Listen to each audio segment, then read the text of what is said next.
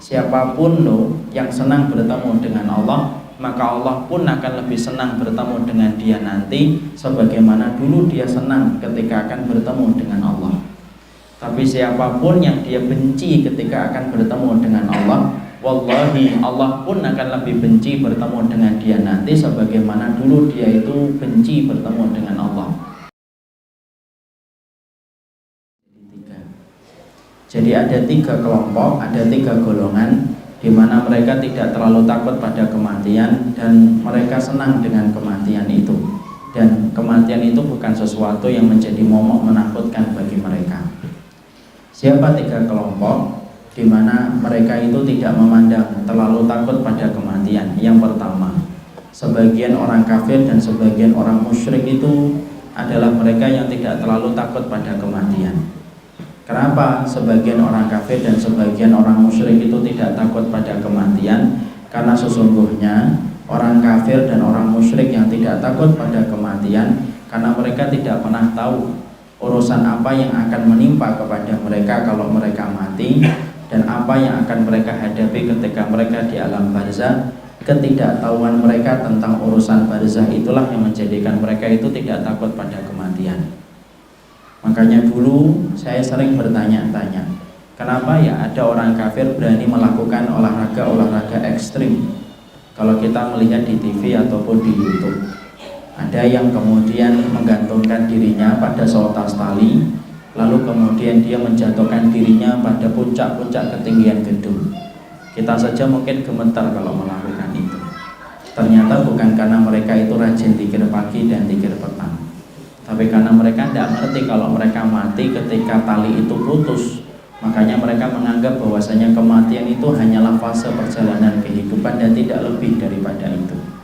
Makanya inilah jawaban kalau kita sering melihat orang kafir bermain-main di dalam olahraga dengan risiko nyawa. Pastikan bukan karena amalnya banyak dalam ibadah, tapi orang kafir ketika mereka melakukan itu karena mereka tidak ngerti kalau mereka mati menghadapi apa, dan itulah yang menjadikan mereka memandang kematian itu biasa dan tidak menakutkan bagi mereka. Itu yang pertama. Kelompok yang kedua yang tidak takut pada kematian itu adalah kelompok yang kedua, yaitu adalah orang yang mendapatkan ujian itu banyak, masalahnya banyak, tetapi fondasi imannya terlalu ringkih. Akhirnya ketika fondasi imannya terlalu ringkih tetapi masalahnya bertubi-tubi, akhirnya tidak ada yang dia pikir kecuali dia ingin mati. Makanya kelompok yang kedua ini adalah kelompok yang menyenangi mati bunuh diri. Ketika mereka mendapatkan masalah, tidak ada yang mereka bayangkan kecuali mati bunuh diri, karena kematian bagi mereka itu kayak fata morgana yang bisa menyelesaikan semua masalah yang mereka hadapi. Makanya bapak dan ibu kalau perhatikan, negara dengan tingkat mati bunuh diri ternyata bukan di Suriah dengan tekanan ujian yang luar biasa, bukan di Palestina, bukan pula di Irak, dan bukan pula di Afghanistan. Tapi ternyata tingkat mati bunuh diri yang paling tinggi kalau kita membaca dalam data, ternyata itu adalah Korea, Jepang, Jerman. Itu ternyata adalah negara-negara dengan mati bunuh diri yang begitu tinggi sekali. Kenapa? Setiap masalah yang datang dalam hidup mereka, fondasi mereka terlalu rendah. Akhirnya ketika rapuh fondasi mereka, tidak ada yang mereka bayangkan kecuali adalah mati untuk menyelesaikan semua masalah yang mereka hadapi. Makanya inilah pentingnya bagi orang mukmin itu menguatkan fondasi iman. Karena timbulnya masalah ketika fondasi kita kuat, maka masalah itu kecil dibandingkan kekuatan hati kita. Tapi disitulah kita mendapati yang kedua, kelompok yang mereka itu ternyata senang mati bukan karena imannya kuat, tapi mereka senang mati karena menganggap mati itu kayak fata morgana yang bisa menyelesaikan semua masalah yang mereka hadapi. Itu yang kedua. Kelompok yang ketiga yang senang pada kematian dan gembira pada kematian itu yang ketiga, yaitu adalah mereka orang-orang yang beriman. Orang yang beriman itu mereka senang pada kematian. Kenapa? Karena sesungguhnya hatinya orang yang beriman itu berada pada dua selimut hati, selimut khauf dengan selimut roja ketika memandang kematian. Kita kadang-kadang takut sama mati, iya, karena kita khawatir jangan-jangan taubatan kita belum nasuha.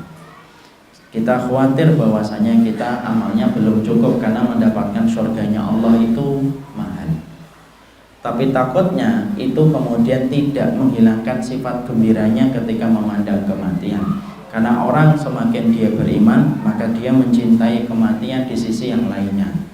Kenapa orang yang beriman itu mereka mencintai kematian itu? Imam Al-Qurtubi mengatakan di dalam kitabnya At-Tadhkirah li Ahwalil Mauta wa Umuril Akhirah.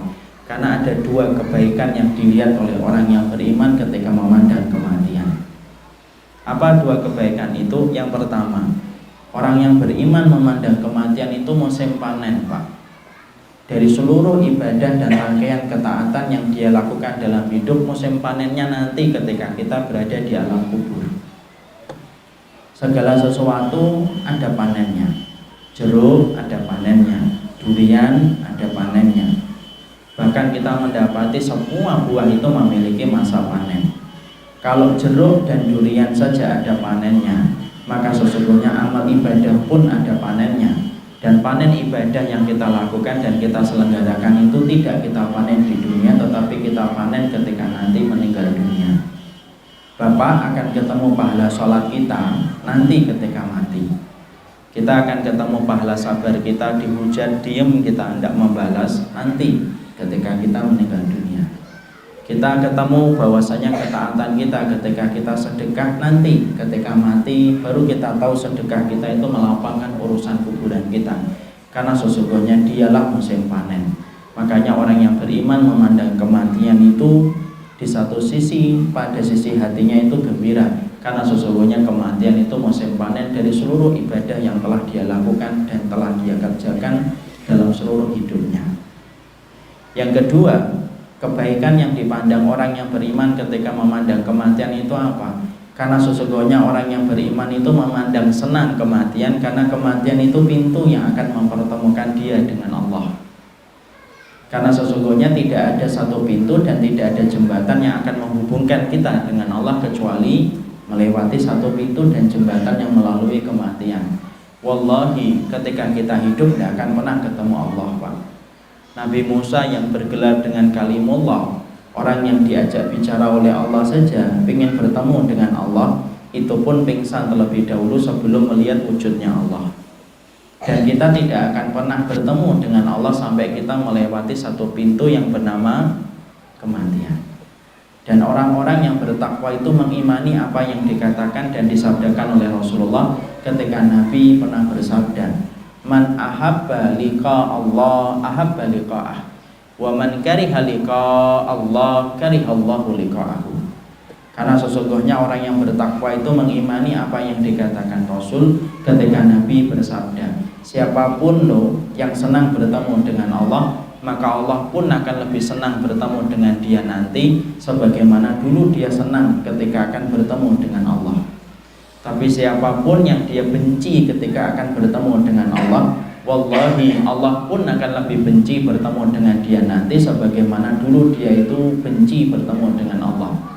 Dan kita paham kematian itu apabila kita senang, di balik kematian itu ada pertemuan indah antara seorang makhluk dengan sang Khalik ketika dia memandang kematian. Makanya kalau ada orang tidak senang mati, monggo, tafadhol, tidak masalah, tapi siap-siap konsekuensinya. Allah pun akan lebih murka bertemu dengan kita nanti ketika kita benci pada kematian, padahal kematian itu akan mempertemukan kita dengan Allah.